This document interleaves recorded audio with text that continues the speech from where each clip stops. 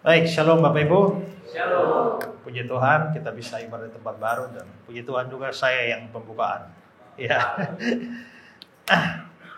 Oke, baik Bapak Ibu, hari ini saya akan bahas satu tema, dia harus makin besar, aku harus makin kecil. Dan saya akan bahas teks Yohanes 3, 22 sampai 30. Mari kita perhatikan. Yohanes 3, 22, 30. Sesudah itu Yesus pergi dengan murid-muridnya ke tanah Yudea dan diam di sana bersama-sama mereka dan membaptis.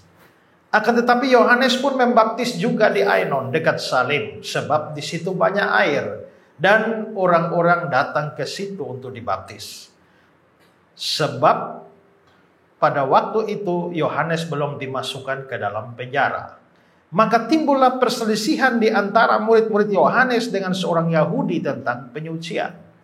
Lalu mereka datang kepada Yohanes dan berkata kepadanya, "Rabi, orang yang bersama dengan engkau di seberang sungai Yordan dan yang tentang dia engkau telah memberi kesaksian, dia membaptis juga dan semua orang pergi kepadanya." Jawab Yohanes, "Tidak ada seorang pun yang dapat mengambil sesuatu bagi dirinya kalau tidak dikaruniakan kepadanya dari sorga. Kamu sendiri dapat memberi kesaksian bahwa aku telah berkata, aku bukan Mesias, tetapi aku diutus untuk mendahuluinya. Yang empunya mempelai perempuan ialah mempelai laki-laki. Tapi sahabat mempelai laki-laki yang berdiri dekat dia dan yang mendengarkannya sangat bersukacita mendengar suara mempelai laki-laki itu. Itulah sukacitaku dan sekarang sukacitaku itu penuh. Dia harus makin besar, tapi aku harus makin kecil." Nah, saudara-saudara, tema kita dia harus makin besar, aku harus makin kecil itu diambil dari ayat 30 bacaan kita tadi ya. Dan ini adalah kata-kata dari Yohanes Pembaptis.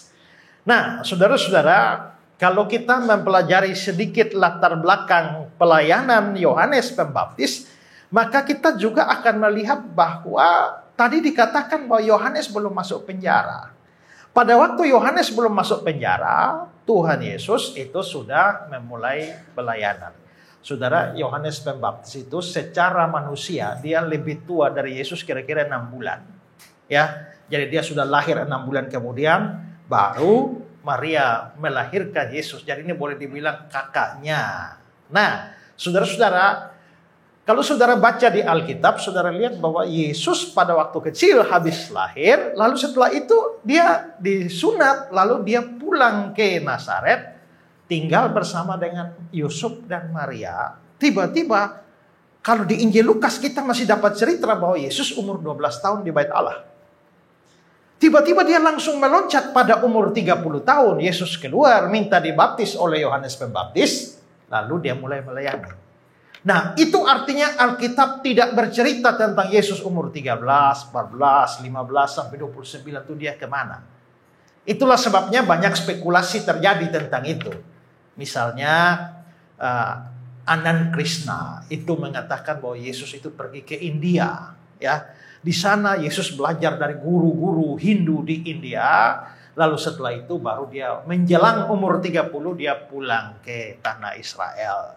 Sementara Nicholas Notovix dalam bukunya The Lost Years of Jesus, dia bilang bahwa Yesus itu pernah mengembara sampai di Tibet sana, di pegunungan Himalaya. Yesus belajar agama Buddha di sana dan nanti ada konflik dengan pendeta-pendeta Buddha, baru dia menjelang umur 30 tahun, dia pulang ke tanah Israel, baru dia melayani. Banyak spekulasi tentang itu. Dan bahkan menurut Nicholas Notovix, ada sebuah perpustakaan di Tibet sana. Itu memang ada keterangan bahwa orang bernama Yesus pernah tinggal di sana.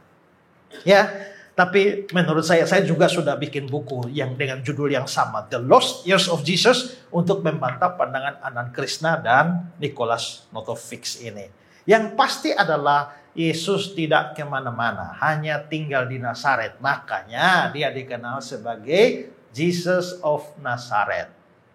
Ya, kalau dia tinggal di Himalaya sana, mestinya Jesus of Himalaya. Ya, atau Jesus of India. Ya, tapi tidak, Yesus of Nazaret. Bahkan Alkitab berkata bahwa dia pergi ke kampungnya yang biasa dia tempat ibadah, biasa dia beribadah di sana. Nah, kalau begitu kita bisa lihat Yesus memang tidak kemana-mana.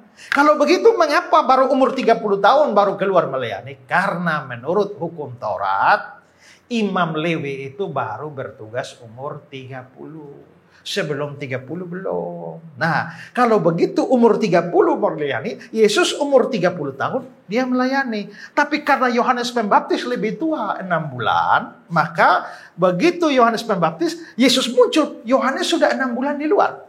Di lapangan melayani. Itulah sebabnya Yohanes sudah khotbah menyuruh orang bertobat, lalu Yesus datang memulai pelayanan minta dibaptis oleh Yohanes. Nah, nanti belakangan Yohanes masuk penjara. Tapi peristiwa yang kita baca ini, Yohanesnya belum masuk penjara. Sementara Yohanes tar duluan, tiba-tiba Yesus langsung ikut di tengah jalan.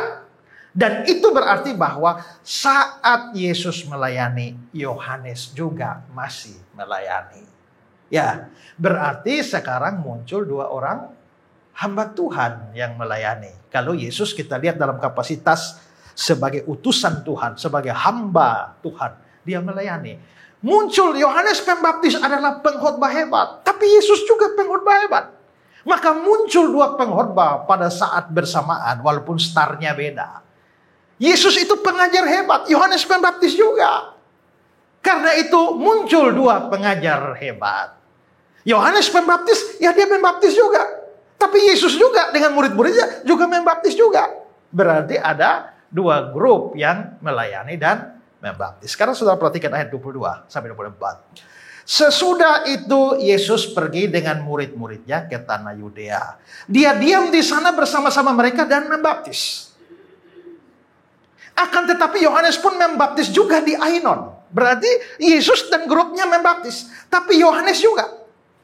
Ayat 24. Sebab pada waktu itu Yohanes belum dimasukkan ke dalam penjara. Ya. Nah, saudara-saudara. Berarti ada 2 grup yang membaptis ya. Grup Yesus dan grup Yohanes Pembaptis. Kira-kira kalau saudara di situ, saudara ikut grup mana? Ikut grup Yesus atau ikut grup Yohanes? Kira-kira dibaptis oleh grup Yesus dengan dibaptis oleh grup Yohanes, mana lebih afdol? Mana baptisannya lebih, dalam tanda petik, lebih sakti, lebih hebat, lebih rohani? Oke, contoh. Misalnya Yohanes Pembaptis kan orang hebat, bertobatlah sebab kerajaan Allah sudah dekat. Banyak orang datang pada Yohanes. Maka grup sebelah kanan saya ini ikut Yohanes semua. Tiba-tiba Yesus muncul. Maka ini grup sebelah kiri saya ikut Yesus. Apa yang terjadi dengan kalian 2 kelompok ini? Mungkin bisa terjadi perdebatan. Baptisan mana yang lebih hebat? Ya kan? Ya. Nah, karena itulah kita bisa melihat bahwa muncul ada overlapping di sana pelayanan. Nah, karena itulah maka di sini kita bisa melihat bahwa sebenarnya Yohanes sendiri itu membuat pengakuan. Matius 3 ayat 11. Aku membaptis kamu dengan air sebagai tanda pertobatan. Tapi dia yang datang kemudian daripadaku lebih berkuasa daripadaku. Aku tidak layak melepaskan kasutnya. Dia akan membaptis kamu dengan Roh Kudus dan dengan api. Berarti Yohanes sendiri sudah mengakui bahwa sepertinya kalau dibanding dengan Yesus ini, gua tidak ada apa-apanya.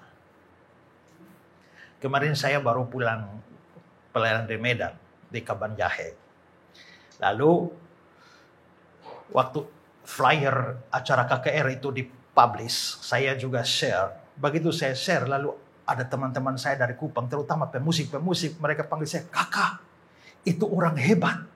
Hebat drum. Itu drummer satu Indonesia, itu dedengkotnya tuh itu. Namanya Amos Cahyadi. Ya. Jadi kalau ada drummer gereja tidak kenal itu Amos, itu keterlaluan. Kalau saya memang saya tidak kenal. Ya, saya tidak kenal, setelah itu baru saya ngobrol-ngobrol. Saya tahu ini orang hebat ini ya. Orang hebat. Lalu saya tiba-tiba waktu saya pasang status teman drummer saya di Kupang. Dia bilang, waduh kakak itu orang hebat. Membawa tas stick saja aku tidak layak. Ya, saking hebatnya membawa tas stiknya saja saya tidak layak. Nah ini kira-kira model kayak begitu. Yohanes bilang bahwa ya membuka tali kasutnya pun aku tidak layak. Berarti Yohanes itu terlalu jauh di bawah Yesus. Ya. Dalam contoh tadi, kalau misalnya tadi Amos tadi hebat ya. Lalu yang dari Kupang itu membawa tas stiknya tidak layak. Kira-kira waktu Amos main, ini drummer satu mau main apa tidak? Kenapa nggak mau? Waduh. Ya. Ini adik saya, Pak Semi, tinggal di Jakarta sini. Dia juga bisa khotbah. Ya. Tapi tiba-tiba ada acara KKR, misalnya di Stadion Olahraga Bung Karno. Lalu saya tampil berkhotbah. Pak Sami mau ikut khotbah. Begitu ada orang hebat, kita bisa merasa langsung ciut, lalu kita tidak mau. Ya. Nah, tapi menarik sekali ya, bahwa Yohanes ini walaupun ada Yesus yang begitu hebat, buka tali kasutnya tidak layak, tapi ternyata Yohanes juga tetap melayani, ya. Yohanes tetap melayani, dia tetap membaptis orang. Ayat 26. Dia membaptis juga. Kita bisa lihat bahwa itu Yesus membaptis juga, artinya Yohanes juga membaptis. Nah, karena itulah maka ini menjadi pelajaran penting mestinya. Kalau ada orang hebat, maka yang merasa diri tidak hebat, jangan patah arang tidak mau melayani. Ya kan? Kalau melihat Pak Mandulang jadi WL luar biasa, terus yang baru belajar nih, aduh rasanya mending mengundurkan diri deh, ya. Kebanyakan kita seperti itu, tapi tidak. Kita bisa lihat ada grup Yesus, Yohanes Pembaptis akui buka tali kasutnya tidak layak. Sementara Yesus membaptis, tapi Yohanes juga jalan terus. Maka di sini kita belajar memang Yohanes itu melayani, dia tidak pandang orang, ya. Dia soal orang lain lebih hebat dari dia itu urusan nomor 2, tapi yang pasti tugasnya tetap dia mau lakukan. Nah, jadi Yohanes ini bagus ya. Yohanes Pembaptis ini. Sayangnya dia bagus, murid-muridnya tidak. Ini seperti kayak tadi, ini ikut grup Yohanes Pembaptis, ini ikut grup Yesus. Yohanes sama Yesus tunduk, tapi anak buahnya nih, murid-muridnya ini tidak rela kalau gurunya lebih inferior. Nah, karena itulah mari sekarang kita lihat hal pertama. Kita mau lihat iri hati dan kecemburuan murid-murid Yohanes Pembaptis. Ya, sekarang lihat ayat 25. Maka timbullah perselisihan di antara murid-murid Yohanes dengan seorang Yahudi tentang penyucian. Saudara, penyucian ini apa? Penyucian kelihatannya yang dimaksudkan di sini adalah masalah baptisan dari konteks itu. Karena Yesus membaptis, Yohanes Pembaptis juga membaptis, lalu muncul perselisihan murid-murid Yohanes dengan seorang Yahudi tentang penyucian. Ini berarti tentang baptisan. Maka itu jadi soal tadi. Kalau dua sama-sama membaptis, siapa yang jauh lebih hebat? Siapa jauh lebih berkuasa? Nah, maka dari konteks ini kita bisa melihat bahwa rupanya terjadi perdebatan. Baptisan manakah yang lebih baik? Baptisan Yohanes atau baptisan Yesus? Saya kasih dua penafsir. Adam Clark bilang begini. Orang Yahudi yang dibicarakan di sini mungkin adalah seorang yang dibaptis oleh murid-murid Tuhan kita.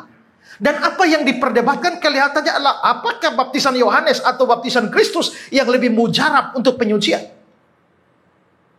Albert Barnes bilang, apa masalah yang diperselisihkan di sini tidak diketahui dengan pasti. Dari apa yang dikatakan, mungkin mereka sementara mempersoalkan tentang nilai dan kemanjuran dari baptisan yang dilakukan Yohanes dan yang dilakukan oleh Yesus. Dengan kata lain, mereka berdebat siapa sih yang baptisannya lebih mantap. Ya.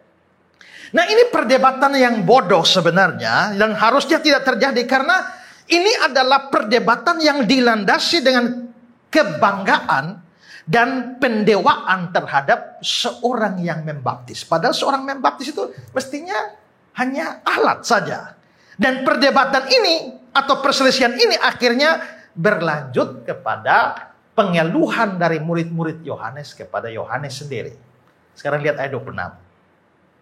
Lalu mereka ini murid-muridnya Yohanes. Lalu mereka datang pada Yohanes dan berkata kepadanya, Rabi, orang yang bersama dengan engkau di seberang sungai Yordan, dan yang tentang dia engkau telah memberi kesaksian, dia membaptis juga dan semua orang pergi kepadanya.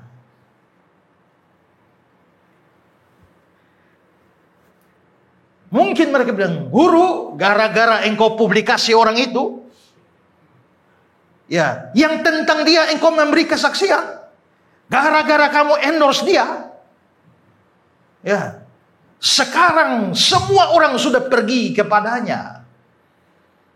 Saudara, kelihatan ada nada cemburu di dalam pembicaraan dari murid-murid Rasul Yohanes. Mereka kelihatannya mengeluh. Kenapa? Karena pendatang baru itu ternyata lebih disukai oleh orang lain.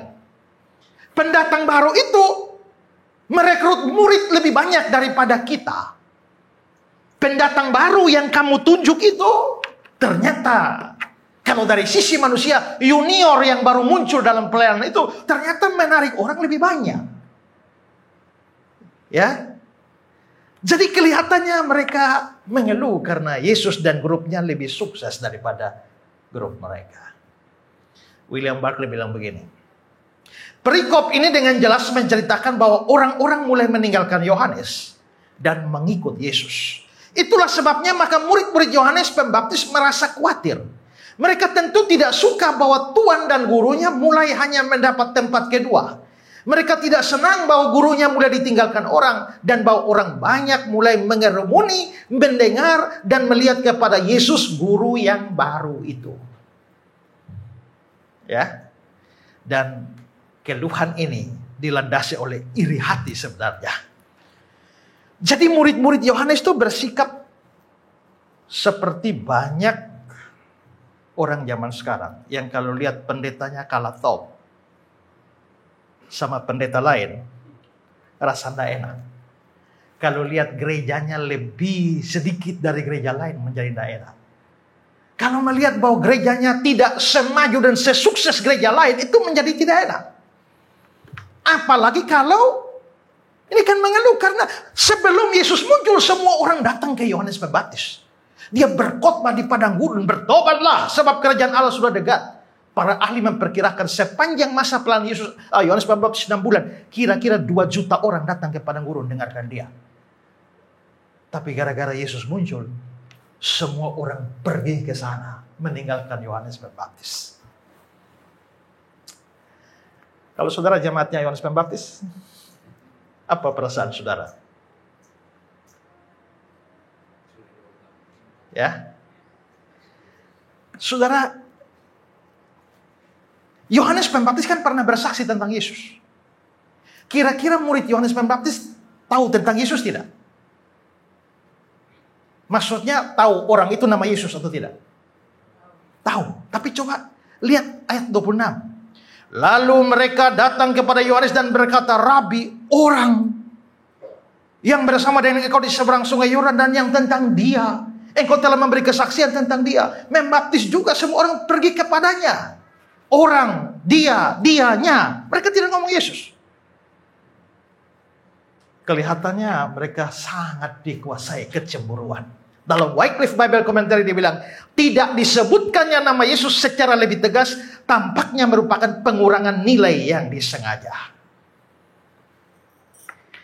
Nah, iri hati mereka membuat mereka lalu melebih-lebihkan informasi yang mereka berikan kepada Yohanes Pembaptis. Coba lihat ayat 23. Akan tetapi Yohanes pun membaptis juga di Ainon, dekat Salim, sebab di situ banyak air dan orang-orang datang ke situ untuk dibaptis. Dibaptis siapa? Yohanes ya. Berarti masih ada juga ya yang dibaptis oleh Yohanes kan? Tapi sekarang ayat 26, lihat kata-kata murid-murid bagian akhir. Dia membaptis juga dan semua orang pergi kepadanya. Memang semua pergi? Kalau semua pergi, lalu siapa yang dibaptis oleh Yohanes? Kelihatannya tidak semua. Tapi saking iri hatinya mereka melebih-lebihkan informasi, lalu mengatakan semua orang pergi kepadanya. Nah, ini bahaya kalau kita iri hati sama orang. Ya, biasanya sudah tidak objektif lagi. Ya, berita kita tambah-tambahkan. Begitu kita tidak senang dengan orang, maka pikiran kita tidak objektif lagi. Karena itu maka saudara harus hati-hati kalau saudara lagi iri hati sama orang. Lebih baik tutup mulut daripada begitu iri hati. Walau saudara mulai bicara, biasanya lebih daripada yang seharusnya. Ya. Nah, juga dari kata-kata ini terlihat bahwa mereka, murid-murid ini lebih mencintai gurunya atau golongannya daripada Kristus sendiri. Albert Barnes bilang begini, demikianlah banyak orang mencintai sekte atau golongan mereka lebih daripada mereka mencintai Kristus. Dan akan lebih bersuka cita kalau ada orang-orang yang menjadi Presbyterian atau Metodis atau Baptis daripada kalau orang menjadi seorang Kristen yang sungguh-sungguh dan rendah hati. Ini bukan roh atau semangat dari Injil. Kesalehan yang benar mengajar kita untuk bersuka cita. Kalau ada orang berdosa yang kembali pada Kristus menjadi suci, tidak peduli apakah mereka mengikuti kita atau tidak. Kalau ada orang bertobat, masuk GKPR, senang? Kalau orang bertobat dan tidak masuk di sini, masuk di gereja sebelah, saudara senang juga? Oke, kalau satu. Kalau ada 300 orang bertobat sekaligus, masuk sini, saudara bersuka cita luar biasa, malaikat di surga bersuka cita. Tapi kalau dia masuk di gereja sebelah, kalau satu tidak apa-apa, 300 loh. Saudara masih bersuka cita? Dia bertobat sungguh-sungguh masuk gereja sebelah. Kecuali gereja sesat. Ya toh? Tapi kalau gereja sebelah juga melayani Kristus secara sungguh-sungguh, lalu saudara menjadi tidak suka, tidak senang. Saudara cinta GKPR atau cinta Kristus? Kalau saudara cinta Kristus, dia masuk ke sini, puji Tuhan. Dia masuk ke tempat lain juga, puji Tuhan. Kenapa? Kan sama-sama untuk Kristus tuh. Maka kita memang secara organisasi, kita harus punya organisasi gereja, denominasi gereja, dan sebagainya. Tapi sebenarnya yang lebih penting adalah ini semua bekerja untuk Kristus. Karena itu jangan cinta aliran kita, jangan cinta denominasi kita, jangan cinta paham kita lebih daripada mencintai Kristus. Jangan punya sifat seperti murid-murid Yohanes ini. Kita harus bersuka cita, bergembira, bersyukur kalau ada orang benar-benar percaya pada Kristus, bertumbuh di dalam iman, sehat di dalam gereja, walaupun bukan di gereja kita. Ya. Kadang-kadang tanpa sadar kita seperti murid-murid Yohanes, kita baru anggap sukses rohani itu kalau di dalam kelompok kita. Tapi begitu di luar kelompok kita tidak anggap itu sebagai sukses rohani. Kalau sampai begitu, itu namanya kita lebih masih mencintai hal yang lain dibanding dengan Kristus. Saudara, apakah saudara bersuka cita ketika seorang bertumbuh walaupun bukan di tempat saudara? Apakah saudara dididik untuk mencintai Kristus lebih daripada mencintai pendeta saudara, aliran saudara, denominasi saudara? Kadang-kadang denominasi itu menjadi kendala berat di dalam pelayanan. Saudara, di Indonesia ini kan ada beberapa organisasi besar gereja. Paling besar itu PGI. Ada juga PGLII untuk Injili-Injili. Lalu gereja-gereja Tionghoa punya sendiri, Advent punya sendiri, apalagi ya. Nah, satu hari saya pergi ke Sumba. Gereja terkenal di Sumba itu GKS. Ya, gereja terkenal paling besar di NTT itu namanya Gemit. Waktu saya pergi ke Sumba mau pelayanan, lalu ketemu satu opa-opa, dia tanya, GKS ya? Saya bilang bukan opa. Oh, Gemit? Bukan juga opa. Tapi PGI kan? Bukan juga opa.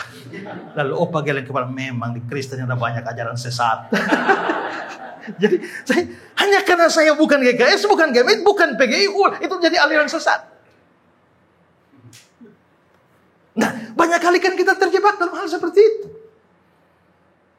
Karena itu maka kita belajarlah.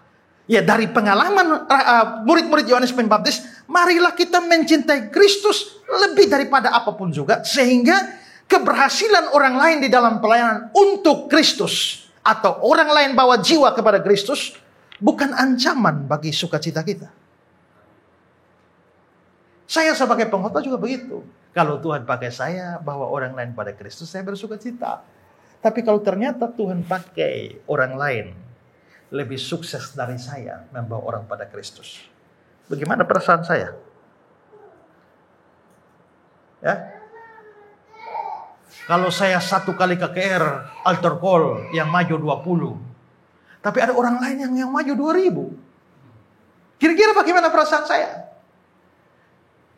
Kalau memang 2000 itu maju betul-betul untuk Kristus, saya hanya 20, maka saya harus turut bersukacita dengan itu.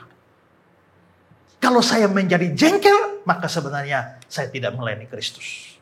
Tapi saya melayani diri saya sendiri, melayani ego saya sendiri. Biarlah jemaat bertumbuh entah di tangan kita atau di tangan orang lain atau di mana, asal bertumbuh ke arah Kristus. Kecuali dia bertumbuh ke arah lain. Ya kan? Gereja dengan gereja seringkali bertengkar gara-gara rampasan domba. Ya kan? Tapi mereka lupa bahwa ada kambing yang banyak itu. Kenapa?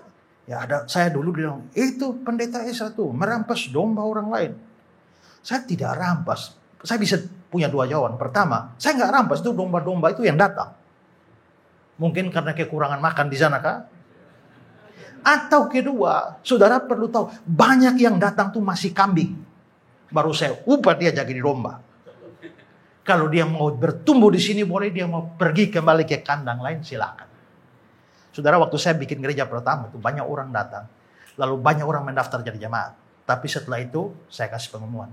Yang sudah terlanjur mendaftar jadi jemaat tapi menyesal, saudara masih diberi kesempatan untuk mundur. Lain cerita kalau gereja sesat ya. Kita ribut kalau ada orang berpindah dari gereja satu ke gereja yang lain. Tapi kita cuek kalau ada orang jadi mualaf. Ini rumit ini. Karena itu maka marilah kita tidak boleh ikut seperti murid-murid Yohanes Pembaptis. Lalu ikut siapa kalau begitu Pak? Teladanilah Yohanesnya. Nah, karena itu hal kedua yang kita bahas. Mari kita lihat sikap dan jawaban Yohanes Pembaptis kepada murid-murid yang iri hati itu. Ya. Nah, Yohanes alih-alih sama seperti para murid yang iri hati. Yohanes tidak ikut-ikutan menunjukkan ketidaksenangannya. Tapi dia justru menasihati, berikan nasihat yang agung kepada para murid. Apa nasihatnya? Ayat 27-30. Jawab Yohanes, tidak ada seorang pun yang dapat mengambil sesuatu bagi dirinya kalau tidak dikaruniakan kepadanya dari surga.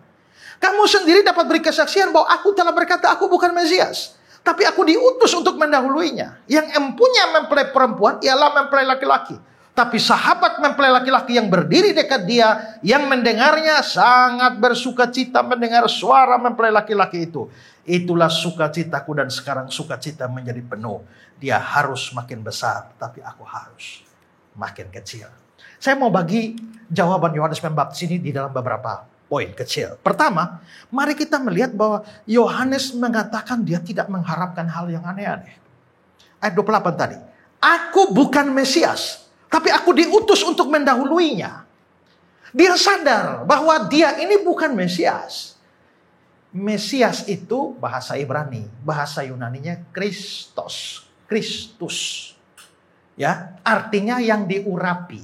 Dalam bahasa Arabnya masih, kata sandang dalam Arab menjadi al-masih.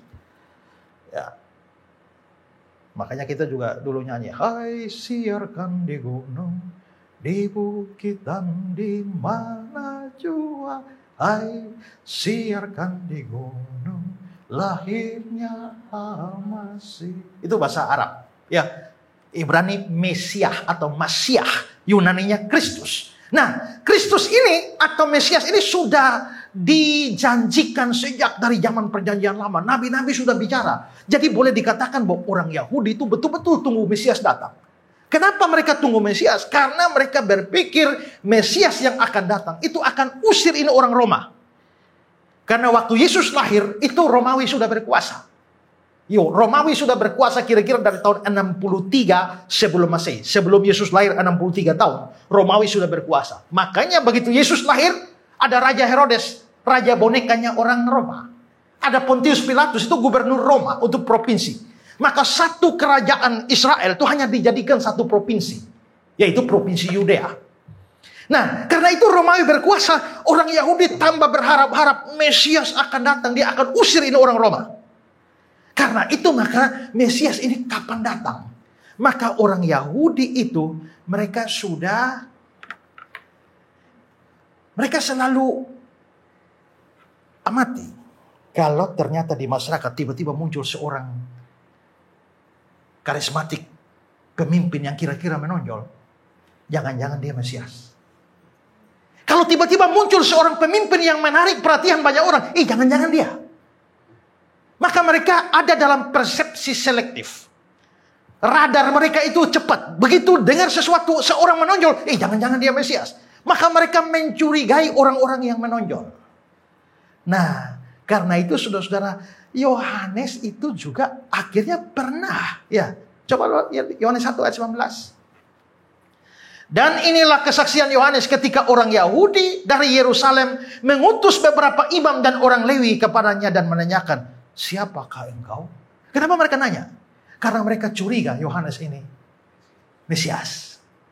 Lalu apa? Dia mengaku dan tidak berdusta. Katanya, aku bukan Mesias. Lalu mereka bertanya kepadanya, kalau begitu siapakah engkau? Jawabnya, akulah suara yang berseru-seru di padang gurun. Luruskan jalan bagi Tuhan. Seperti yang telah dikatakan Nabi Yesaya. Jadi mereka curiga Yohanes Pembaptis ini adalah Mesias. Mereka tanya, siapakah engkau? Apakah engkau Mesias? Seandainya Yohanes bilang, apakah Yohanes Pembaptis Mesias? Yohanes bilang, engkau sendiri mengatakannya. Kalau Yohanes bilang begitu, pasti dia sudah diarak-arak jadi raja. Tapi Yohanesnya orang tahu diri. Makanya dia bilang, tidak, aku bukan Mesias. Ya, aku ini hanya mempersiapkan jalan saja. Dengan kata lain sebenarnya, Yohanes ingin bilang sama murid-muridnya, tempat nomor 1 itu memang bukan untuk saya. Saya ini hanya tempat nomor 2 untuk mempersiapkan jalan. Tempat terdepan itu Kristus, bukan saya, ya. Karena itu saya datang sebagai pendahulu menyiapkan segala hal untuk dia yang lebih besar dari saya. Jadi Yohanes perlu katakan ini supaya murid-muridnya tidak mengkultuskan dia. Ya. Kelemahan hamba Tuhan itu adalah membiarkan jemaat mengkultuskan mereka. Dan ada banyak jemaat yang terlalu mengkultuskan pendetanya. Ya, seolah-olah pendetanya itu orang paling dekat dengan Tuhan. Dan orang lain tidak punya akses kepada Tuhan. Sekarang saudara, saya nanya. Kalau sekarang ada 3 pendeta di depan. Pendeta Hengki Zita, Pendeta Esra Soro, dan Pendeta Philip Mantova mau doakan saudara. Saudara pilih yang mana?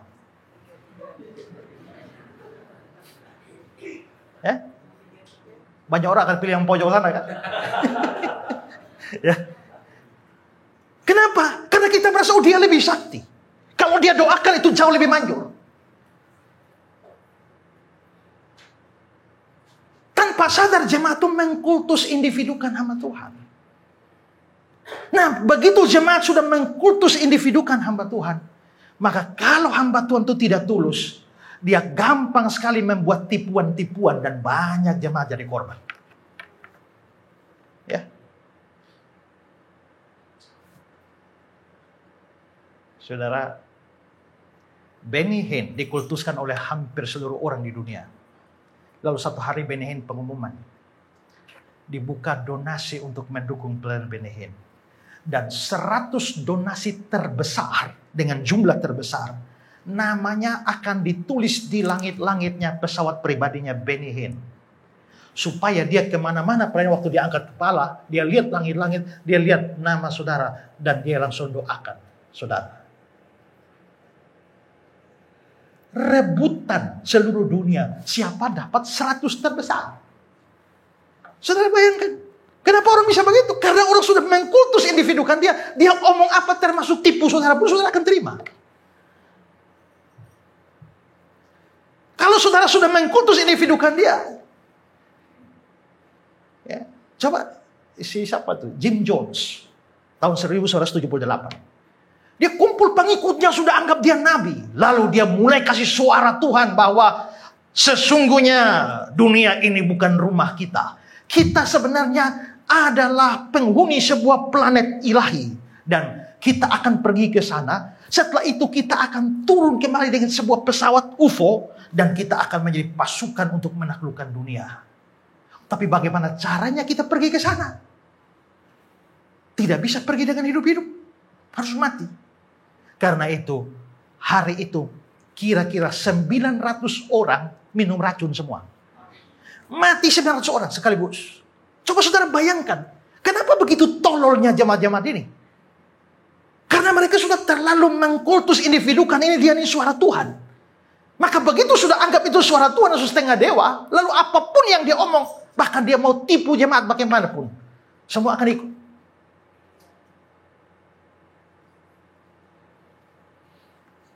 Tadi ada komsel ya. Ada berapa banyak komsel di sini? Saudara, ada satu gereja yang komselnya itu diberi target oleh gembala. Harus dalam tempo sekian, komselnya harus berkembang biak sekian. Dan itu kerja seperti MLM. Dan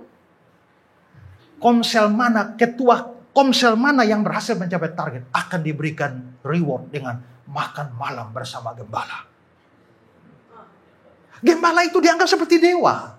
Karena itu semua anggota komsel itu berlomba-lomba kembangkan komselnya supaya bisa duduk makan bersama gembala di samping kiri dan kanan gembala. Dan untuk mempertahankan komsel ini perlu makan-makan dan minum-minum untuk bisa pertahankan. Lalu apa yang terjadi? Ketua komsel harus tidak punya uang, maka pinjol. Untuk bisa memberikan makan kepada anggota komselnya dan berikan semangat. Dan akhirnya, saudara tahu apa yang terjadi? Justru jadi rusak semua gara-gara ketua komselnya dikejar oleh pinjol itu. Nah, saudara-saudara, tanpa sadar banyak orang, banyak pendeta juga mengarahkan orang kepada dirinya dan bukan kepada Kristus. Yohanes Pembaptis tidak seperti itu. Ya, Yohanes Pembaptis bilang, ingat, tempat saya itu bukan tempat teratas, bukan tempat tertinggi. Murid-muridnya susah, iri hati. Tapi Yohanes aman-aman saja. Kenapa? Hidup itu makin sejahtera kalau kita tahu di mana posisi kita. Ya, hidup itu makin sejahtera kalau kita sadar di mana tempat kita yang sesungguhnya. Kenapa orang seringkali bertikai di dalam gereja? Kalau mau siapa jadi ketua sinode, itu pilih ketua sinode juga tidak kalah dengan politik gitu ya. Ada yang main duit, ada yang kampanye apa segala macam, lalu menghancurkan reputasi calon lain dan sebagainya. Kalau kita sadar bahwa kita itu bukan tempat kita. Nah, saudara, Sekolah Tinggi Teologi Injil Indonesia, Kupang, kemarin menjaring siapa calon rektor. Ya. Dan dipilihlah minimal S2 dan S3. Akhirnya saya terpilih, saudara. Wah ini calon rektor ini. Tapi saya pikir-pikir nih, kayaknya ini sekolah akan kacau kalau saya pegang. Karena rektor harus masuk kampus dan harus urus segala macam. Sedangkan saya ini suka jalan-jalan. Ya, penginjilan kemana-mana. Kayaknya akan sekolah. Tapi banyak orang merindukan saya jadi rektor. Akhirnya saya telepon ketua yayasan. Ibu, demi masa depan sekolah yang lebih baik. Ya. Ada 2 calon. Saya jujur pada ini. Menurut saya, calon yang satu, itu memang dia pintar urus administrasi, tapi kepemimpinan tidak. Kalau mau kepemimpinan, saya ketuanya, dia sekretaris. Tapi karena saya juga punya masalah dengan itu. Ibu kalau kasih saya ketua, pasti kacau. Jadi menurut saya, demi masa depan sekolah, jangan pilih saya. Lalu siapa, Pak? Yang satu mantan rektor itu kan sudah habis masa jabatannya, sudah double 2 kali. Bikin kebijakan saja, tambah lagi 1 kali. Ya toh? Supaya sekolah maju daripada kita memaksakan sesuatu. Teman-teman dari banyak daerah ini, kita juga sinode GKIN mau pilih ketua sinode. Dan semua bersuara Pak Esra harus jadi ketua. Ya, tidak. Setelah saya renung-renung karena bukan, itu bukan tempat saya itu. Ya. Nanti setelah itu kalian ngomong boleh enak, tapi setelah itu nanti acara ini kok ketua sinode tidak hadir, acara ini kok ketua sinode tidak hadir. Nanti jadi saya frustrasi sendiri. Lebih baik saya tidak pernah maju daripada maju lalu mengundurkan diri.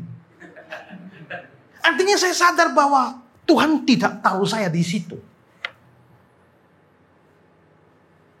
Nah, hidup ini makin sejahtera kalau kita tahu Tuhan mau pakai kita tuh di mana. Ya, Tuhan mau pakai kita di mana. Nah, karena itulah Yohanes tuh sadar bahwa dia ini hanya pendahulu saja yang persiapkan jalan. Tempat teratas itu harus Kristus. Ya. Hamba Tuhan yang sadar dirinya. Saya sebut hamba Tuhan bukan hanya pendeta, tapi semua kita ini adalah hamba Tuhan yang mengatur pelayanan apapun, ya. Sadar diri kita, ya. Begitu orang mulai memuji-muji kita, itu berbahaya. Saudara, kemarin di grup keluarga saya, kakak adik saya, adik bungsu saya, tiba-tiba screenshot satu komentar YouTube di bawah khotbah saya. Ini pendeta terhebat di galaksi Bima Sakti. Saya komentar, dia komentar tidak pakai otak. Ya kan? Begitu orang sudah memuji kita sedemikian rupa, itu sangat berbahaya. Kalau kita masih sadar diri bagus, tapi kalau kita juga merasa tersanjung dengan pujian itu repot itu. Nah, karena itulah maka Yohanes Pembaptis bukan orang semacam itu. Dia benar-benar tahu Allah memberikan dia peran, dan itu adalah peran bawahan, dan dia setia dengan peran itu. Sekali lagi, hidup ini akan dijauhkan dari ketegangan serta hal-hal yang menyakitkan apabila kita tahu banyak hal memang bukan untuk kita. Kemarin saya baca satu status Facebook, kalau kamu pakai sepatu dan ternyata sakit atau longgar, kamu harus tahu sepatu itu bukan untukmu. Ya, tapi ada kala kita paksa sampai lecet atau kedodoran. Kalau kita sadar itu memang bukan untuk kita. Masing-masing cukup melakukan bagian dia yang Tuhan kasih. Sekalipun bagian itu kecil. Ya, Robert Browning dalam puisinya Pipa Puzzles, dia mengatakan begini. All service rank the same with God. Semua macam pelayanan adalah sama di hadapan Allah. Di hadapan manusia ada yang tampil di mimbar, tapi ada yang di belakang, ada yang tidak kelihatan. Tapi semua sama penting, karena yang ada di depan ini tidak bisa teriak-teriak, saudara tidak bisa dengar kalau tidak yang belakang-belakang itu tidak ada. Maka semua sama penting. Setiap tugas yang dilakukan bagi Allah itu tugas yang besar. Nabi dia boleh berbicara, dia pasti dapat upah dari Tuhan. Tapi bisakah seorang yang bukan nabi dapat upah sama seperti nabi? Bisa. Matius 10. Barang siapa menyambut seorang nabi sebagai nabi, dia menerima upah nabi. Dia bukan nabi, tapi dia bisa dapat upah nabi. Dan barang siapa menyambut seorang benar sebagai orang benar, dia akan menerima upah orang benar. Barang siapa memberi air sejuk secangkir saja pun kepada salah seorang kecil ini, karena dia muridku, aku berkata, sesungguhnya dia tidak kehilangan upah daripadanya. Ya. Karena itu, saudara mungkin bukan pendeta, tapi bisa dapat upah seorang pendeta. Ada pendeta yang berkhotbah dan banyak orang bertobat. Begitu masuk surga, dia dapat upah berkilau-kilauan. Tapi dia lihat di sana, koster gerejanya malah lebih berkilau. Lalu dia protes, kenapa kok koster lebih berkilau? Ya, karena pendeta hanya berkhotbah. Kebaktian jam 10 dia berkhotbah. Tapi tahukah, itu Koster sudah bangun jam 5 pagi. Dia bersihkan semua. Habis dia bersihkan, dia berlutut di bawah mimbar. Dan dia berdoa supaya Tuhan kiranya datangkan banyak jemaat. Tuhan tolong pendeta berkhotbah, bisa berkhotbah dengan baik. Jadi akhirnya Koster dapat upah lebih besar dari pendeta. Ya. Nah, karena itulah maka kita juga harus ada, tidak semua kelihatan. Kadang-kadang justru yang tidak kelihatan itu lebih kuat. Begitu dia tidak ada, hancur semua. Saudara lihat gedung ini kan, wih bagus ornamennya segala macam. Yang tidak kelihatan apanya? Fondasinya. Ya kan? Begitu fondasinya hancur, ini semua rubuh kita. Tapi antara fondasi dan ini mana lebih cantik? Ini lebih cantik, yang kelihatan lebih cantik. Fondasi yang terkubur itu justru lebih kuat, lebih penting. Hanya tidak kelihatan. Karena itu kalau saudara dipakai sebagai ornamen-ornamen, puji Tuhan, lakukan. Tapi kalau saudara hanya sebagai fondasi saja yang tidak kelihatan, jangan kira tidak penting. Sir William Costa ketika memimpin sebuah pagelaran musik simfoni orkes, lalu dia begitu dia kasih aba-aba, semua musik bunyi. Drum mulai bunyi, keyboard bunyi, semua trompet apa segala macam bunyi. Lalu ada seorang pemain harmonika yang dia juga tiup-tiup harmonika. Tapi dia bilang, jangankan orang lain, dia tiup sendiri saja, dia tidak dengar harmonikanya. Jadi begitu dia tiup-tiup, kok saya juga nggak dengar ya suara harmonika saya. Saya tidak dengar, apalagi orang. Akhirnya dia pikir daripada begitu lebih diam-diam saja lah ya. Maka dia berhenti tiup. Begitu dia berhenti tiup, tiba-tiba Sir William Costa di depannya. Sabar, stop. Ada satu harmonika yang tidak bunyi. Dia kaget. Ternyata saya sendiri tidak dengar suaranya. Tapi suara itu terjelas di telinga pimpinan. Karena itu mau terdengar atau tidak terdengar, tiup saja. Ya kan? Karena itu pasti berguna dalam kerajaan Allah. Amin. Jadi saudara mau jadi tukang cleaning service ke, penyambut tamu ke, atau bersih-bersih ke, hanya bongkar pasang ini saja. Tidak ada yang tidak berguna. Tidak ada, semua pekerjaan adalah besar di hadapan Tuhan. Amin. Nah, sadar diri kita ada di mana dan lakukan itu dengan setia. Hebat ya Yohanes Pembaptis ya. Tapi bukan kehebatannya, tapi hatinya itu yang perlu kita teladani. Yang kedua, Yohanes mengatakan bahwa tidak seorang pun yang akan bisa menerima lebih daripada apa yang Allah berikan padanya. Ayat 27. Tidak ada seorang pun yang dapat mengambil sesuatu bagi dirinya kalau tidak dikaruniakan kepadanya dari surga. Surga dari Tuhan. Semua yang orang bisa dapat itu dari surga. Tidak ada orang bisa mengambil sesuatu kalau surga tidak berikan kepada dia. Ya, di dalam teologi reform itu ada providence of God. Allah mengatur segala sesuatu. Kekayaan, kemiskinan, kedudukan, apapun itu semua dari Tuhan.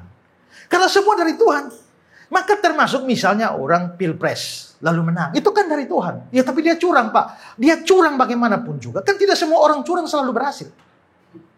Artinya kalau orang curang bisa sampai naik, itu memang Tuhan izinkan itu terjadi. Itu dari Tuhan. Ya. Nah, kalau begitu kita bisa melihat bahwa tidak ada orang yang bisa dapat sesuatu dari diri sendiri. Karena kita ini kan semua bergantung, napas hidup dari Tuhan. John Calvin bilang, kamu bahkan tidak bisa menggerakkan satu jari pun di luar kehendak Bapamu di surga. Rambut kepalamu pun terhitung semuanya. Saudara pernah hitung rambut sendiri? Ya kan? Ibu-ibu, cewek-cewek, nona-nona, bangun tidur, pernah periksa di spray berapa yang dicopot? Kan tidak kan? Waktu masak sayur, periksa tidak? Ada berapa yang copot masuk? Waktu saya makan pisang goreng, tiba-tiba, ada. Kan? Tapi Tuhan atur semua itu. Tuhan hitung rambutmu semua. Dan mulai dari rambut yang ada maupun yang pernah ada. Tuhan hitung semua.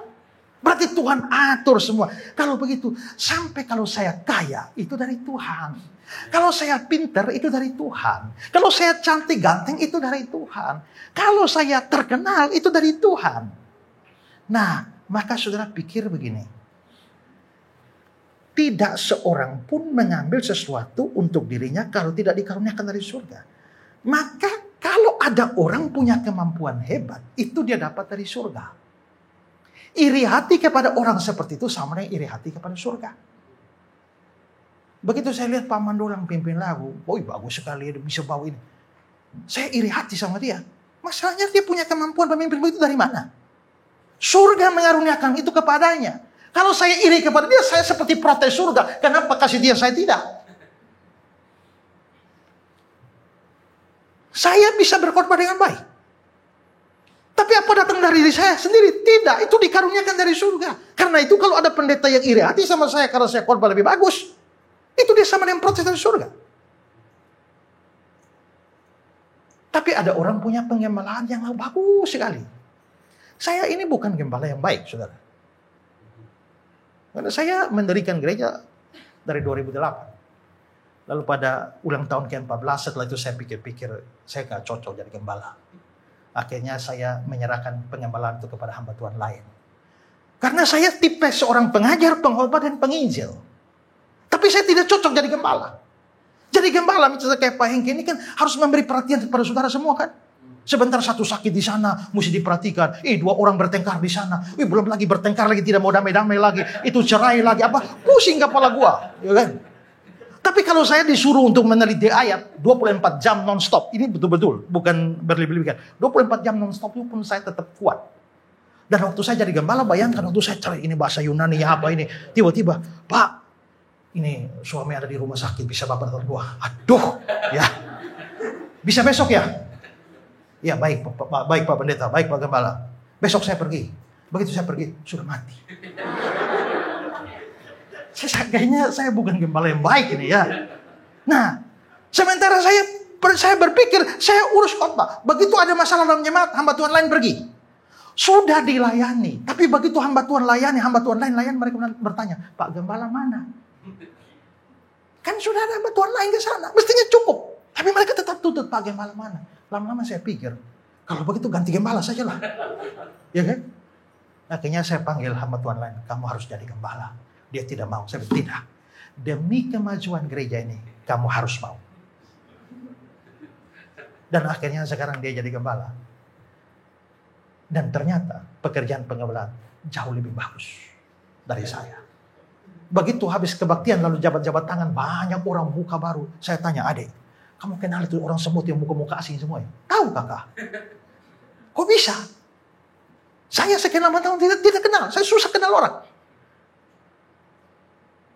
Kalau lama itu baru bisa ingat. Tapi kalau 1-2 kali ketemu, apalagi orang datang, halo Pak Esra, masih ingat? Saya belum jadi bilang, ingat kan? Tapi kalau saya bilang tidak, kasihan saya ya jadi berbohong. Iya. Tapi saya harus sadar bahwa kalau orang bisa dipakai dalam penggembalaan, itu karena dikaruniakan kepadanya dari surga. Ya, kalau orang lain bisa nyanyi dengan baik, ya itu dikaruniakan kepadanya dari surga. Jadi saya tidak harus iri hati dan cemburu kepada orang lain. Itu sama yang cemburu pada Tuhan. Saya kenal Pak Hengki sudah beberapa tahun. Dan hari ini lihat gedungnya, gerejanya Pak Hengki bagus ya. Lebih bagus dari punya saya di Kupang. Ya. Lalu apakah kalau itu saya mesti iri hati dengan Pak Hengki? Kan Pak Hengki dapat ini juga dari mana? Dari surga. Jengkel sama beliau. Itu sama dengan jengkel dari surga. Jengkel kepada surga. 2 kampung. Kampung A, kampung B. Sama-sama bertani. Tahu-tahu kampung A turun hujan. Tumbuhan tumbuh. Kampung B tidak. Apakah masuk akal warga kampung B iri hati dan marah kepada kampung A? Kenapa ladangmu kehujanan kami tidak? Memangnya hujan datang dari kami? Tidak bisa, ya. Karena itu marah terhadap keberhasilan orang lain. Yang datang dari Tuhan sama seperti marah kepada langit, marah kepada Tuhan. Kenapa kasih hujan di sana? Tidak kepada kita. Itu juga dalam pelayanan. Ya, dalam pelayanan penting sekali. Dulu William Barclay menceritakan seorang pendeta yang hebat sekali namanya Dr. Spence. Dan dia pengkhotbah yang sangat hebat dan banyak orang, ribuan orang datang mendengar dia khotbah setiap minggu. Dan saudara, lama-lama jemaatnya makin berkurang. Sampai satu titik kebaktian minggu, tidak ada jemaat datang, cuma majelis gereja. Lalu dia naik ke mimbar dan dia bilang, saudara-saudara sekalian, Kalian tahu kemana jemaat kita semuanya? Majelis pendeta. Mereka semua ada di gereja seberang jalan sana. Dan mereka pergi mendengar pengkhotbah muda yang luar biasa itu. Semua ada di sana. Lalu Dr. Spence tundukkan kepala dan dia bilang, sepertinya kita harus meniru mereka. Mari kita semua ikut kebaktian di sana. Dan mereka hari itu pergi dan kebaktian. Saya nggak tahu nasib selanjutnya bagaimana, ya kan? Tapi artinya sangat jarang dapat hamba Tuhan yang punya hati seperti itu. Saya ini selalu berdoa, Tuhan tolong kasih saya hati seperti Yohanes Pembaptis supaya lain kali atau kemungkinan kemudian hari kalau ada satu pengkhotbah muda yang jauh lebih baik dari saya, Tuhan tolong supaya saya tidak iri hati. Ya, kalau ada muncul orang muda yang lebih terkenal dari saya, Tuhan tolong supaya saya tidak iri hati. Yang bisa berapologia lebih baik dari saya, Tuhan tolong supaya saya tidak iri hati. Ya, semua orang punya masanya. Tuhan selalu membangkitkan generasi baru. Tuhan pakai Stephen Tong luar biasa, tapi eranya akan segera selesai. Tuhan bisa pakai orang lain lagi. Tuhan pakai saya pada zamannya, tapi ada saat di mana zaman saya selesai. Dan Tuhan membangkitkan orang-orang lain. Kalau Tuhan bangkitkan orang lain, saya sudah almarhum gak apa-apa. Tapi kalau Tuhan bangkitkan orang lain, sementara saya juga masih melayani. Apakah haruskah saya iri hati? Semoga Tuhan menjaga hati saya. Ya. Tapi punya prinsip seperti ini. Ini akan membuat kita sangat legowo. Jangan iri hati sama orang. Karena itu sama dengan iri hati pada surga. Sekarang yang ketiga.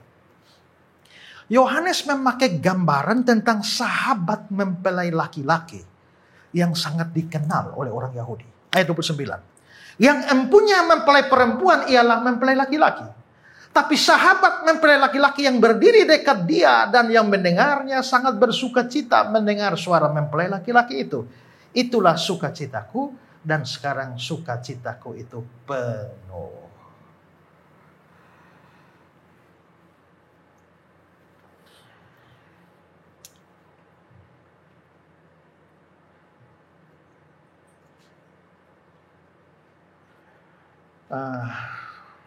Pak Hengki sama Ibu Rina menikah tahun berapa? 94. Waktu malam picabok itu apa yang mereka bilang? Waktu malam picabok. Bingung kan? Kenapa? Karena Pak Hengki tidak tahu picabok itu apa. Tapi orang dari timur kan tahu kan? Karena setiap pernikahan itu harus ada acara picabok. Berarti picabok itu ada budaya. Yang kalau saudara tidak tahu budayanya, saudara tidak akan ngerti. Ya, itu sejarah picabok itu ada tuh. Picabok adalah satu malam terakhir sebelum menikah di mana orang tua semua harus duduk dan kasih petua dan nasihat panjang lebar. Kalau saudara bukan orang dari NTT, saudara tidak akan tahu picabok. Tapi orang dari NTT begitu dengar picabok langsung ngerti. Nah, orang Ibrani juga punya budaya. Yang kalau kita tidak ngerti budayanya, kita tidak tahu apa maksudnya. Nah, sebenarnya ayat 29 yang baru kita baca, ini budaya. Budayanya apa? Yang empunya mempelai perempuan ialah mempelai laki-laki, tapi sahabat mempelai laki-laki. Ini masalah. Ini dalam bahasa Ibrani adalah sosben. Yang diterjemahkan ke dalam Yunani arkitriklinos. Walaupun arkitriklinos itu tidak bisa menerjemahkan yang sesungguhnya dari sosben. Sosben itu adalah sahabat mempelai laki-laki. Ya, jadi kalau Pak Hengki mau menikah itu ada sahabatnya. Misalnya saya sahabat. Nah, sayalah sosben. Nah, sosben itu bikin apa kerjanya kalau ada orang mau nikah? Pertama, dia menjadi penghubung antara mempelai laki-laki dan mempelai perempuan. Mungkin kayak juru bicara. Kalau di NTT jadi jubir. Ya. Itu kalau di NTT kan ada jubir itu.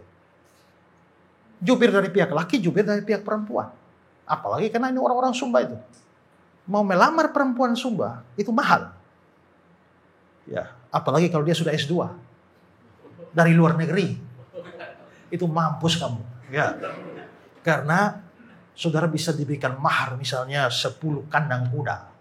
Satu kandang isi 20 ekor. Begitu. Maka dibutuhkan jubir. Keberhasilan jubir, ada jubir perempuan, ada jubir laki-laki. Keberhasilan jubir laki-laki adalah menurunkan harga serendah-rendahnya. Keberhasilan jubir perempuan mengangkat harga setinggi-tingginya. Nah, karena itu pernah saya ada jemaat mau menikah dengan orang Sumba. Dan saya diminta mungkin dengan pendeta, harga bisa lebih rendah. Ya toh?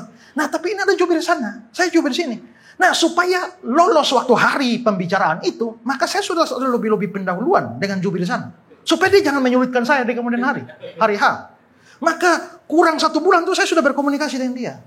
Lalu ini jubir juga, karena dia tahu bahwa saya lagi mendekati dia. Begitu saya lihat, apa pendeta di mana? Di Jakarta. Pulang bawa saya jam 1 ya. Jam tangan 1 ya. Saya belikan dia.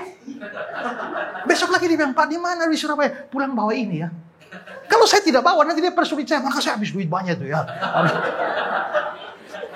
Nah itu fungsi jubir begitu ya. Nah, jadi sosband itu bisa seperti itu. Kedua, dia mengatur segala macam hal. Kirim undangan, pimpin pesta. Sosband itu kira-kira yang di Yohanes pasal 2. Yohanes 2, 8-10. Lalu kata Yesus kepada mereka, sekarang cedoklah dan bawalah kepada pemimpin pesta. Lalu mereka membawanya. Setelah pemimpin pesta mengecap air yang telah menjadi anggur, dia memanggil mempelai laki-laki. Ini sosband. Ya. Nah, jadi pertama-tama sahabat mempelai ini dia jadi wakil, dia kan sahabat mempelai laki-laki, maka dia menjadi wakil mempelai pria. Dia membantu di dalam urusan pernikahan, kirim undangan, komunikasi dengan pihak perempuan, ya, lalu pembicaraan mas kawin. Nah, itu dia. Ini tidak boleh sembarang teman, harus teman yang dipercaya oleh mempelai laki-laki. Kedua, di dalam budaya Ibrani, orang harus tidak bisa ketemu langsung jatuh cinta langsung nikah, tidak. Harus ada tahap pertunangan dan tidak bisa tunangan hari ini besok kawin. Tidak bisa, itu bukan budayanya. Budayanya itu namanya kidusin. Kidusin adalah begitu tunangan 1 tahun kemudian baru boleh kawin. Maka saya menyukai cewek ini, kami tunangan. Tapi pisah 1 tahun, selama 1 tahun tidak boleh ketemu. Saya di rumah saya, perempuan itu di rumah dia. Komunikasinya bagaimana? Ini, sosband. Sosband ini yang tukang bawa kabar. Bahkan dia menyampaikan rasa rindu kepada pasangan sana. Itu belum ada WA. Ya, jadi kalau dia rindu, dia tidak bisa ngomong langsung. Dia tidak bisa ketemu. Pesan. Sampaikan pesan isi hati kepada sosband. Sosband yang pergi sampaikan di sana. Saudara, itu perannya sangat-sangat penting ya. Dan mereka harus hidup ya dari kidusin sampai duzin ya, sampai nisun itu adalah hari pernikahannya. Nah, karena itu juga pesan-pesan atau dari sini mau kasih hadiah. Kasih hadiah itu tidak bisa bawa sendiri. Ya, tidak ada pengiriman online. Siapa yang kirim hadiah ke sana? Sosband ini. Lalu menjaga supaya komunikasi tetap terhormat dan pantas sesuai dengan adat dan kesucian pernikahan. Ya.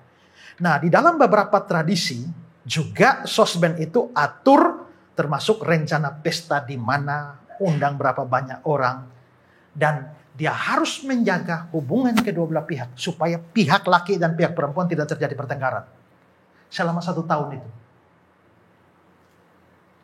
Ketiga, tugasnya menjaga kehormatan mempelai wanita. Ini sangat krusial. Sosband bertanggung jawab supaya selama masa 1 tahun itu dia pastikan bahwa mempelai wanitanya tetap setia terhadap sahabatnya. Jangan sampai selama 1 tahun dibawa lari oleh orang lain. Maka dia harus kontrol supaya perempuan sana tetap setia kepada sahabat saya. Dan dia harus menjaga supaya tidak ada tindakan tercela sebelum pernikahan. Baik dengan orang lain maupun juga dengan pasangan laki. Ini kan kita sekarang, kalau sudah tunangan, kita tidur duluan lah. Tidak, kalau ada sosband dia jaga. Ya. Keempat, dia mengatur hari pernikahan Dia atur arak-arakan mempelainya seperti apa. Lalu dia sendiri yang menjemput di rumah mempelai perempuan untuk mengantar kepada sahabatnya masuk ke dalam pesta perkawinan. Habis pesta perkawinan, saudara jangan pikir habis itu langsung mempelai laki-laki dan perempuan langsung masuk kamar. Tidak. Mempelai laki-laki tunggu di sana. Lalu ini sosben yang antar masuk ke kamar pengantin, lalu dia tunggu di sana. Jadi dia sekamar dengan mempelai perempuan. Kapan mempelai datang? Tak tahu. Terserah diatur nanti. Dia harus datang mendadak. Dia bisa 2 jam, bisa 3 jam, bisa 6 jam. Selama itu mempelai sosben harus dengan pengantin perempuan di situ. Nah, begitu dia datang, mempelai laki-laki datang. Siapa? Hengki Jita. Karena saya sudah hafal suara ini, kan mempelai sahabat saya. Saya hafal suaranya. Kalau suaranya lain, saya nggak akan buka. Karena bisa jadi penculik. Tapi karena saya hafal ini suara Hengki Jita, sahabat baik, ini pasti dia. Maka saya buka. Persilakan mempelai laki-laki masuk. Dan tugas saya selesai. Pergilah saya dengan sukacita penuh. Itu tugas sosben. Nah, saudara-saudara. Menjadi sosben ini harus dekat dengan mempelai laki-laki. Kenapa? Saudara bayangkan, ini kan ada 1 tahun nih.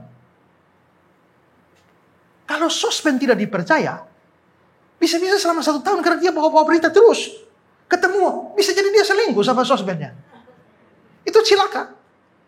Atau kedua, misalnya tunggu berjam-jam bersama dengan pengantin wanita di dalam kamar. Jangan-jangan pakar makan tanaman.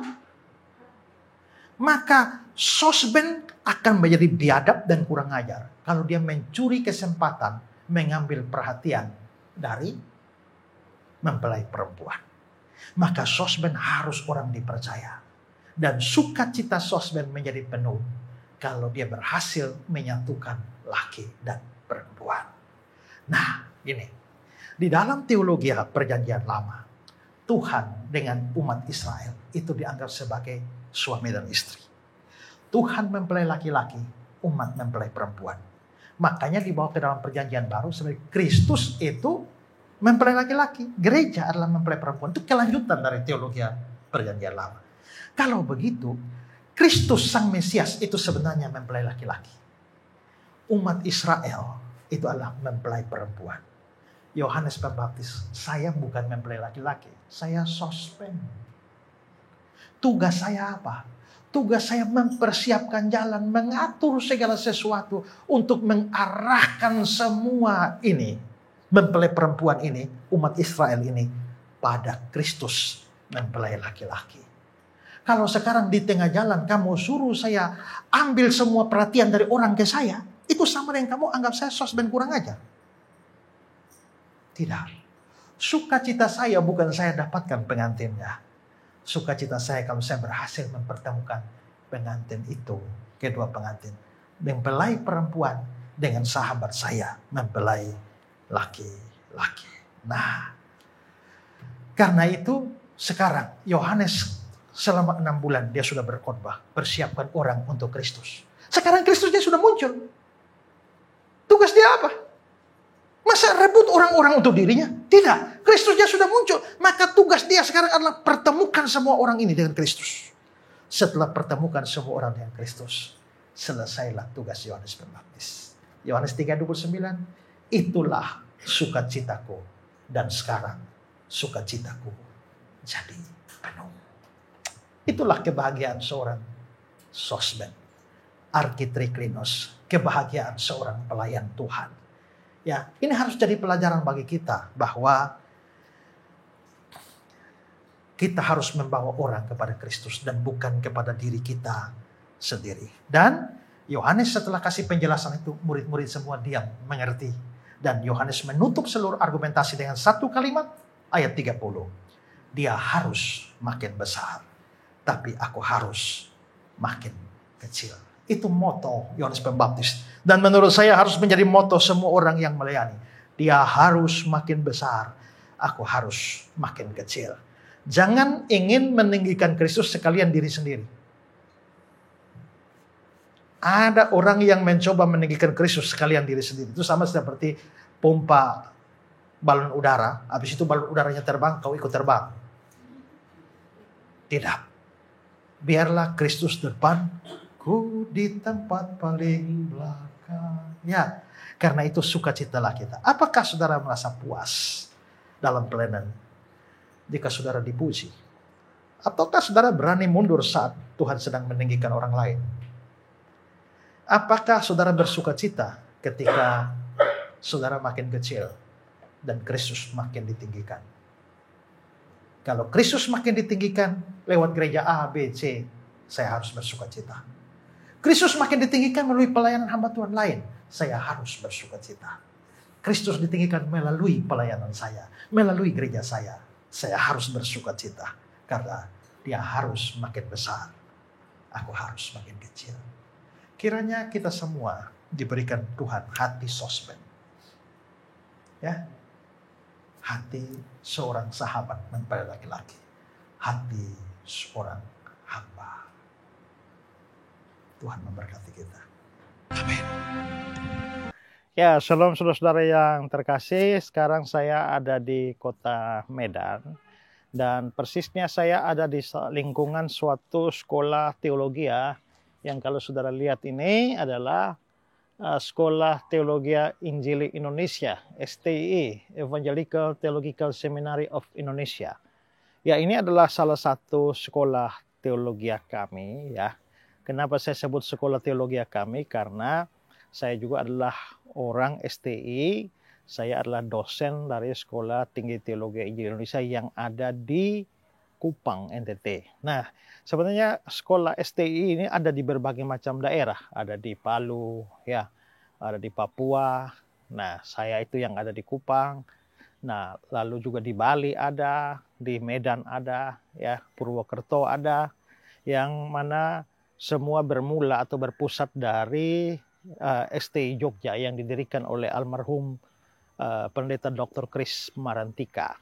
Ya, kalau saudara lihat baik-baik di sini ada Imani Injili Interdenominasi. Imani karena sekolah ini didirikan atas dasar iman dan mengharapkan supaya semua yang dididik itu menjadi orang yang beriman sungguh-sungguh. Lalu Injili, Evangelical, saudara lihat ya, The Evangelical Theological. Nah, mengapa? Karena itu untuk menunjukkan ciri khas teologinya. Karena ada banyak sekolah teologi ya, tetapi mereka tidak berbasis evangelical, tetapi bisa mengajarkan ajaran liberal dan lain sebagainya. Karena itu sekolah ini menekankan sisi evangelicalnya, bahwa ajaran di dalam sekolah ini itu betul-betul berbasis kepada Alkitab ya, dan Injil. Lalu ada interdenominasi, itu artinya bahwa tidak dimiliki oleh denominasi tertentu atau juga tidak diperuntukkan untuk denominasi tertentu. Karena ada sekolah teologi juga ya, yang misalnya gereja A mendirikan sekolah teologianya sendiri, lalu mahasiswa-mahasiswa tamatanya melayani di gereja A itu. Tapi ini interdenominasi, artinya saudara dari gereja apapun, saudara bisa masuk ke sekolah teologi ini, dan setelah tamat dari sini, saudara juga bisa melayani di gereja apa saja. Ya, dan para alumni STI itu ada melayani di begitu banyak gereja di Indonesia, bahkan di luar negeri. Nah, karena itu saudara-saudara, maka saya mumpung lewat saja, saya dari pelayanan di Kabanjahe lewat, dan karena itu saya mampir di sini. Nah, untuk saudara-saudara yang ada di Sumatera Utara, Medan dan sekitarnya, kalau saudara memang mau perlu sekolah teologi, saudara bisa, saya merekomendasikan sekolah teologi ini buat saudara ya. Karena saya juga orang STI dan para pengajar di sini adalah pengajar-pengajar yang handal yang mempunyai pengajaran yang luar biasa. Nah, tentu saudara bebas saja memilih sekolah teologi mana. Tapi kalau saudara ada di sekitar wilayah Sumatera Utara dan sedang bergumul untuk mencari sekolah teologi, tempat di mana saudara dipersiapkan untuk menjadi hamba Tuhan, maka STI Medan itu bisa menjadi salah satu alternatifnya. Ya, dan saya sendiri juga mengajar di STI Medan dan juga kadang-kadang berbicara di STI yang lain seperti STI Surabaya dan juga beberapa Jogja ya. Nah, karena itu sekali lagi pertimbangkan dan gumulkan sekolah ini kalau saudara memang terpanggil untuk dipersiapkan menjadi hamba Tuhan. Itu saja pesan dari saya. Saya Pendeta Esra Soro dari STI Medan. Tuhan memberkati saudara.